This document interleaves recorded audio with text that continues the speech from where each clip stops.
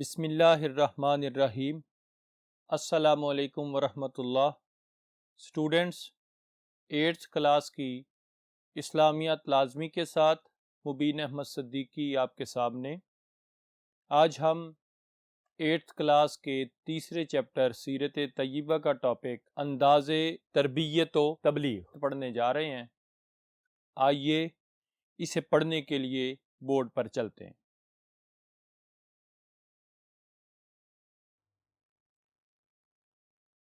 Students, ہمارے سامنے ہے چیپٹر نمبر 3 ہے سیرت طیبہ۔ ہمارا ٹاپک ہے انداز تربیت و تبلیغ۔ نبی کریم صلی اللہ تعالی علیہ وآلہ وسلم کی کائنات میں تشریف آوری کا مقصد ہی لوگوں کی اصلاح کرنا، ان کی تربیت کرنا تھا۔ حضور صلی اللہ تعالی علیہ وسلم نے خود فرمایا انما بعثت معلما، کہ بے شک مجھے معلم بنا کر بھیجا گیا۔ معلم وہ ہوتا ہے جو دوسروں کو تعلیم دینے کے ساتھ ساتھ ان کی تربیت بھی کرتا ہے، اور یہ خاصہ ہے رسول اللہ صلی اللہ تعالی علیہ وسلم کا کہ انہوں نے نہ صرف دین پہنچایا یعنی تبلیغ کی، بلکہ اپنے صحابہ کرام کی تربیت بھی فرمائی۔ بے مثال انداز ہے تعلیم دینے کا، بے مثال انداز ہے تربیت کرنے کا۔ آئیے اب اس چیپٹر کو پڑھتے ہیں۔ تبلیغ اور نصیحت کا مفہوم کیا ہوتا ہے؟ تربیت کسے کہتے ہیں؟ تبلیغ کسے کہتے ہیں؟ نصیحت کسے کہتے ہیں؟ دیکھیے گا، تبلیغ کا لفظی معنی ہے پہنچا دینا۔ شریعت میں اس کا معنی ہوتا ہے کہ اللہ تعالیٰ کے دین کو اس کے بندوں تک پہنچا دینا، یہ تبلیغ کہلاتا ہے۔ اللہ تعالیٰ کے احکامات کو اس کے بندوں تک پہنچا دینا، یہ تبلیغ کہلاتا ہے۔ اور اسی کام کے لیے اللہ تعالیٰ انبیاء کرام اور رسولوں کو بھیجتا ہے۔ اللہ تعالیٰ کے جتنے بھی احکامات ہیں نبی کریم صلی اللہ تعالی علیہ وسلم نے وہ اپنی امت تک پہنچائے ہیں، وہ لوگوں تک پہنچائے ہیں۔ اب تبلیغ کا مفہوم ہمارے لیے کیا بنا کہ ہم نے جو دین حاصل کیا رسول اللہ صلی اللہ علیہ وسلم سے، جو ہم تک پہنچا ہے، وہ بھی تبلیغ کے ذریعے پہنچا ہے، اور ہم نے آگے ٹرانسفر کرنا ہے، آنے والی نسل تک پہنچانا ہے، لوگوں تک پہنچانا ہے، یہ بھی تبلیغ دین کہلائے گی۔ اس کے لیے دوسرا لفظ نصیحت کا استعمال ہوتا ہے۔ نصیحت کا معنی ہوتا ہے خیر خواہی، بہتری چاہنا، لوگوں کی بھلائی چاہنا، تمام دنیا کی کوشش کرنا کہ بھلائی ہو جائے، لوگوں کی بھلائی ہو جائے، لوگوں کی خیر خواہی ہو جائے، لوگ جہنم سے بچ جائیں، لوگ نیک عمل کی طرف راغب ہو جائیں، لوگ جنت کے راستے پر چل پڑیں۔ یہ سب سے بہتر بھلائی ہے۔ نبی کریم صلی اللہ علیہ وسلم نے فرمایا الدین النصیحت، کہ دین تو نام ہی خیر خواہی کا ہے، دین تو نام ہی لوگوں کی بہتری چاہنے کا ہے۔ آئیے ہمارا کوسچن کیا ہے؟ دروازے پر نہر کی مثال سے نبی کریم صلی اللہ تعالی علیہ وسلم نے 5 وقتہ نماز کی اہمیت کو کس طرح بیان فرمایا؟ رسول اللہ صلی اللہ تعالی علیہ وآلہ وسلم صحابہ کے جھرمٹ میں تشریف فرما تھے، گفتگو ہو رہی تھی، دین سکھایا جا رہا تھا، باتیں سمجھائی جا رہی تھیں، تعلیم دی جا رہی تھی۔ جب حضور صلی اللہ تعالی علیہ وسلم نے محسوس کیا کہ تمام صحابہ مکمل توجہ سے حاضر خدمت ہیں، اور ان کا پورا دھیان آقا کریم علیہ الصلوۃ والتسلیم کی گفتگو کی جانب ہے، اور پورے غور سے میرے کلام کو، میری گفتگو کو سماعت کر رہے ہیں، سن رہے ہیں، تو پھر نبی کریم صلی اللہ تعالی علیہ وسلم نے صحابہ سے سوال کیا، پوچھا صحابہ مجھے ایک بات بتاؤ کہ اگر کسی شخص کے گھر کے آگے نہر جاری ہے، نہر بہہ رہی ہے، اور وہ شخص اس نہر میں 5 مرتبہ غسل کرتا ہے، نہاتا ہے، تو بتاؤ ذرا کیا اس میں نہانے سے اس کے جسم پر، اس کے بدن پر کوئی میل رہ جائے گا؟ صحابہ نے عرض کیا یا رسول اللہ صلی اللہ علیہ وسلم، یہ تو ممکن ہی نہیں کہ وہ 5 مرتبہ اس نہر میں نہاتا ہو اور اس کے بعد اس کے بدن پر کوئی میل رہ جائے۔ تو نبی کریم صلی اللہ تعالی علیہ وآلہ وسلم نے اسی طرح بیان فرمایا۔ حضور صلی اللہ علیہ وسلم نے فرمایا 5 وقت کی نماز کی مثال بالکل اسی طرح ہے، جس طرح اس شخص کے بدن پر نہانے سے میل نہیں رہ سکتا، اسی طرح اس شخص کے 5 وقت نماز ادا کرنے سے اللہ کی رحمت اس کو اس طرح ڈھانپ لیتی ہے کہ رزلٹ کیا ہے، اس کے ذمے گناہ نہیں رہتے۔ کمال انداز تربیت ہے، کمال انداز گفتگو ہے، مثال دے کر کتنے خوبصورت انداز میں چھوٹی سی بات کو سمجھا دیا۔ ہمارا نیکسٹ کوسچن، دروازے پر نہر کی مثال سے نبی کریم صلی اللہ تعالی وسلم نے ہمیں کیا سبق دیا ہے؟ اس مثال میں ہمارے لیے سبق کیا موجود ہے؟ دیکھیے، نبی کریم صلی اللہ تعالی علیہ وسلم نے جب یہ مثال بیان فرمائی ہے نا، اس سے ہمیں ایک سبق ملتا ہے۔ پہلی بات تو یہ پتہ چلتی ہے کہ 5 نمازیں ہمیں وقت پر ادا کرنا چاہیے، اور جب ہم 5 نمازیں ادا کریں گے تو ہمارے فرض کی ادائیگی ہو جائے گی۔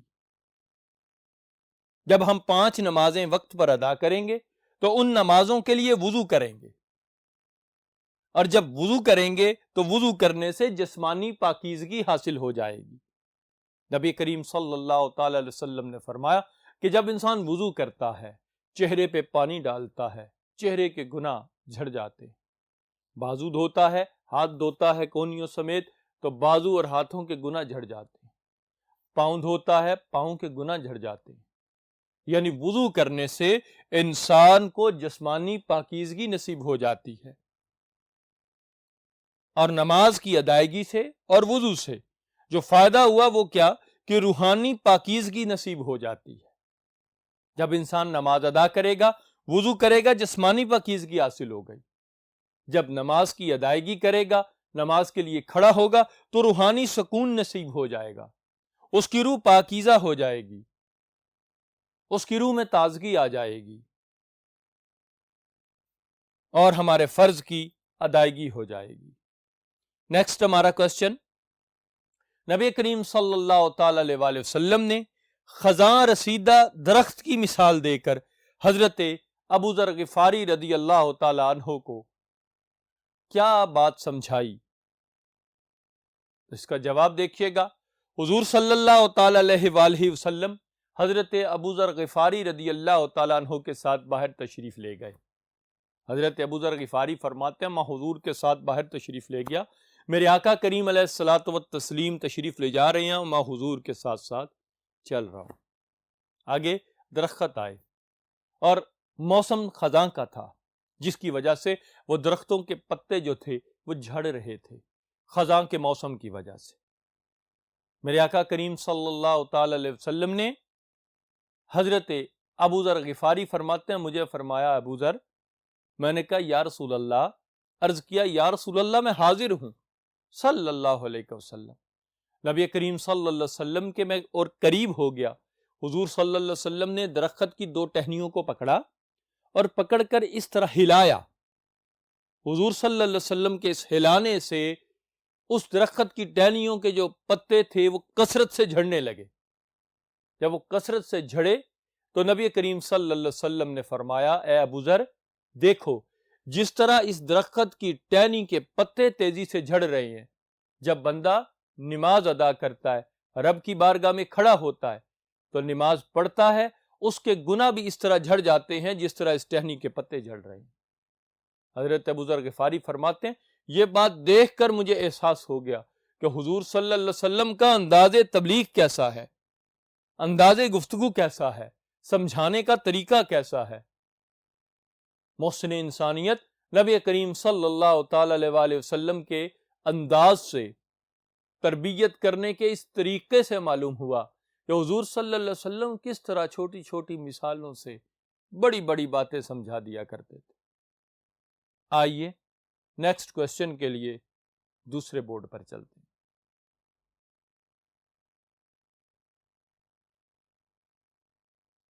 اسٹوڈنٹس، ہمارے سامنے ہے صراط مستقیم اور یتیم کی کفالت کی مثالیں بیان فرمائیں۔ نبی کریم صلی اللہ تعالی علیہ وآلہ وسلم نے صراط مستقیم اور یتیم کی کفالت کی مثالیں کس طرح واضح فرمائیں؟ یہ دو طرح کے سوالات آتے ہیں۔ ہم سب سے پہلے دیکھتے ہیں صراط مستقیم کی مثال۔ حضور صلی اللہ تعالی علیہ وآلہ وسلم نے یہ جو مثال دے کر بات سمجھائی نا، مقصد کیا تھا؟ صرف لوگوں کو بات واضح ہو جائے کہ سیدھا راستہ کون سا ہے، صراط مستقیم کون سا ہے۔ میرے آقا کریم صلی اللہ تعالی علیہ وسلم نے اس طرح ایک لکیر کھینچی اور فرمایا یہ سیدھا راستہ ہے دین کا، اگر اس لکیر پر چلو گے تو سیدھے دین پر چلتے چلتے اپنی منزل پر پہنچ جاؤ گے۔ اور ساتھ یہ آڑی ترچھی لکیریں کھینچی ادھر ادھر دائیں بائیں، فرمایا یہ جو سارے راستے ہیں یہ انسان کو گمراہ کرنے والے ہیں، یہ راہ سے بھٹکانے والے ہیں، ان پر نہیں چلنا، اس سیدھے راستے پر چلو گے تو اپنی منزل پر پہنچ جاؤ گے۔ اس طرح نبی کریم صلی اللہ تعالی علیہ وسلم نے صراط مستقیم سیدھے راستے کی وضاحت فرمائی کہ سیدھا راستہ کون سا ہے؟ اللہ تعالیٰ کے کلام قرآن مجید پر عمل اور رسول اللہ صلی اللہ علیہ وسلم کے ارشادات احادیث نبویہ اور سنت نبوی صلی اللہ علیہ وسلم پر عمل کرنا، یہ سیدھا راستہ ہے، یہی دین کی رسی ہے۔ وَاعْتَصِمُوا بِحَبْلِ اللَّهِ جَمِيعًا وَلَا تَفَرَّقُوا، اللہ کی رسی کو مضبوطی سے تھام لو اور بکھرو نہیں، علیحدہ علیحدہ نہ ہو، جدا نہ ہو۔ یہی قرآن و حدیث، یہی تعلیم، یہ سیدھا راستہ اور یہ تعلیم۔ اس کے بعد ادھر ادھر جو لائنیں کھینچی ہیں، اس سے مراد کیا ہے؟ یہ گمراہی کے راستے ہیں۔ اگر کسی بھی راستے پر انسان چل پڑے گا سیدھے راستے کو چھوڑ کر، تو نتیجہ کیا نکلے گا؟ انسان گمراہ ہو جائے گا، سیدھے راستے سے بھٹک جائے گا۔ دوسری مثال یتیم کی کفالت کی ہے۔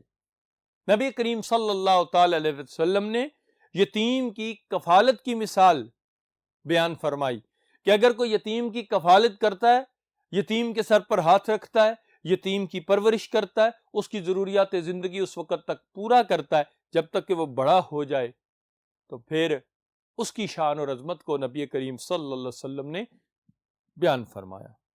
ریزن کیا تھی؟ اس وقت یتیموں کے حقوق کو چھین لیا جاتا تھا، غصب کر دیا جاتا تھا، یتیموں کے مال پر لوگ قبضے کر لیتے تھے، یتیم سے لوگ نفرت کرتے تھے۔ اور میرے آقا کریم صلی اللہ علیہ وسلم کا انداز دیکھیے گا، نبی کریم صلی اللہ تعالی علیہ وآلہ وسلم نے 2 انگلیوں کی مثال دی، 2 انگلیوں کو بلند کر کے فرمایا کہ یتیم کی کفالت کرنے والا شخص اور میں جنت میں اس طرح ساتھ ہوں گے جس طرح یہ 2 انگلیاں ایک دوسرے کے قریب ہیں۔ آپ دیکھیں قرب رسول صلی اللہ تعالی علیہ وسلم، نبی کریم صلی اللہ تعالی وسلم کی قربت کسے نصیب ہو رہی ہے؟ حضور صلی اللہ علیہ وسلم کے قریب کون ہو رہا ہے جنت کے اندر اور قیامت کے دن؟ جو یتیم کی کفالت کرتا ہے، اس کو اس کے حقوق دیتا ہے، اس کی نگہداشت کرتا ہے، اس کی پرورش کرتا ہے۔ کتنا خوبصورت انداز ہے۔ آئیے نیکسٹ ہمارا کوسچن دیکھتے ہیں، کون سا ہے؟ انداز تربیت اور تبلیغ کے نمایاں خد و خال بیان کریں۔ نبی کریم صلی اللہ تعالی علیہ وآلہ وسلم کا جو انداز تربیت اور تبلیغ تھا، اس کے نمایاں خد و خال کون سے ہیں؟ نمایاں پہلو کون سے ہیں؟ حضور صلی اللہ تعالی علیہ وآلہ وسلم بے مثال انداز رکھتے ہیں تربیت کرنے کا، تبلیغ کرنے کا۔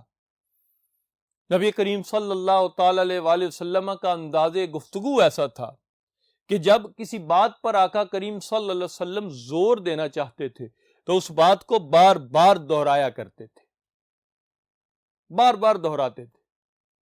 اور جب نبی کریم صلی اللہ تعالی علیہ وآلہ وسلم بات کی مناسبت سے اپنے لہجے میں تیزی یا نرمی پیدا فرماتے تھے، آواز کو بلند یا آہستہ فرماتے تھے، یہ انداز تھا نبی کریم صلی اللہ تعالی علیہ وآلہ وسلم کا لوگوں کو سمجھانے کا۔